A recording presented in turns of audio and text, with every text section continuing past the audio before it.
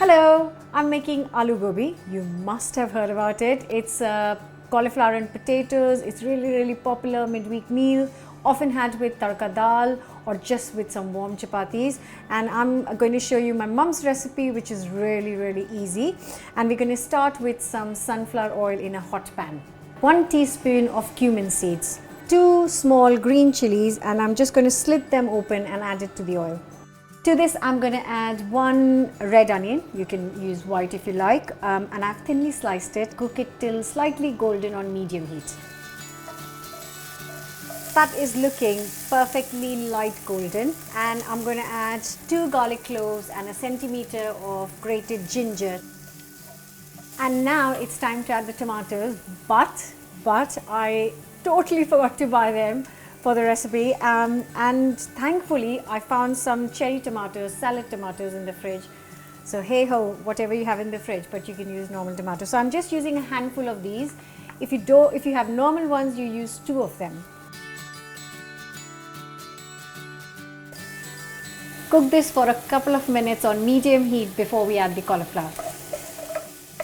2 minutes later, this has softened up really nicely. The tomatoes are nice and soft, and it smells incredible. I would happily eat this with some toast, promise, seriously, it smells so good. So the spices will go in now. 1 teaspoon of salt, 1 teaspoon of turmeric powder, 1 teaspoon of coriander powder, half a teaspoon chili powder, and 1 teaspoon of garam masala. Give it a good mix, and then we're going to add 1 cauliflower, which is a smallish size, and 2 medium-sized potatoes, and I have chopped them all similar sizes so that they cook equally. And roughly about 50 ml of water. I'm not measuring it. Basically, it just needs to build up some steam. Cover it up, lower the heat, and then we'll cook it for 10 to 15 minutes, and then we'll come back and check it.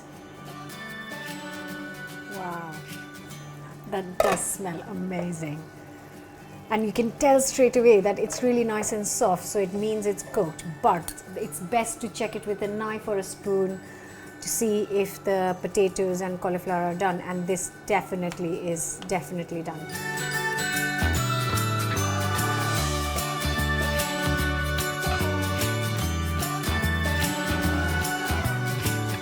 That is beautiful with warm chapati, steaming hot rice, or in a wrap. That's great for your lunch boxes. You can have it anytime. I'm just gonna have a little taste. Perfect. It's got a little kick to it. I added the green chilies and the red chili powder, so it's got a lovely kick to it. Brilliant. If you find it too hot, of course, you can adjust the chili according to your taste. But please do give this a go. Give us a thumbs up, share it with your friends, you know the deal, and don't forget to subscribe. I'll see you next week with a brand new recipe.